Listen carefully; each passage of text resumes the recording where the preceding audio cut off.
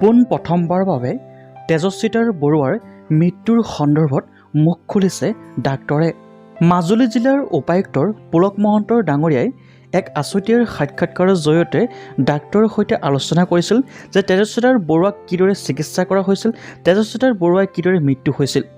আৰু সেই আছুতীয়াৰ সাক্ষাৎকাৰৰ পাছতে পোন প্ৰথমবাৰৰ বাবে মুখ খুলিছে মাজুলী উপায়ুক্ত ডাঙৰীয়াই। মই কথা পাতিছোঁ, দিছ নট এ ফাইনেল ট্ৰিটমেণ্ট কৰা হৈছে, যে বিনা ট্ৰিটমেণ্টত কৰা হোৱাৰ কাৰণে যে ট্ৰিটমেণ্ট প্ৰচিডিউৰ মতে তেখেতসকলে কৰিছে।